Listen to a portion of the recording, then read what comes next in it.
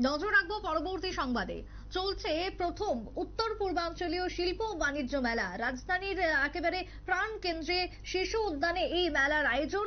মেলাকে কেন্দ্র করে প্রত্যেক দিন সাধারণ মানুষের ভিড়। একেবারে আগরতলার শিশু উদ্যানে জমজমাট ছবি ধরা পড়ছে প্রতিটা দিন।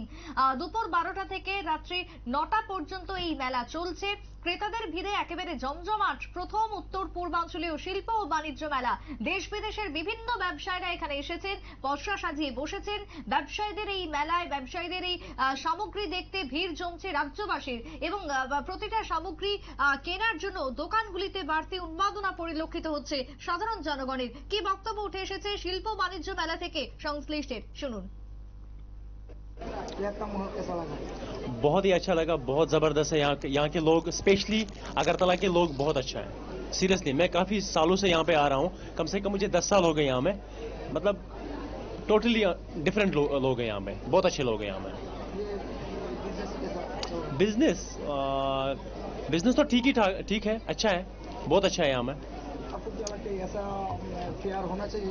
ऐसा फेयर होना चाहिए, होता भी है। यहाँ में काफ़ी साल से एग्जीबिशन हो रही है। ये भी इस बार first north east industrial fair लग गया। इसके बाद तो आने वाला एक और फेयर भी आने वाला है, 3 जनवरी को वो स्टार्ट होगा। उसके लिए हम वेट कर रहे हैं। यूनिवर्सल, वो सबसे इससे भी ज़बरदस्त शो हो रहा है। या और एक शो भी लगता है हपनिया में, वो भी हम पार्टिसिपेट करते हैं। हम हर कोई शो यहाँ पे, जो भी अगरतला में कोई फेयर लगता है, हम सभी फेयर पार्टिसिपेट करते हैं, हर किसी में पार्टिसिपेट करते हैं।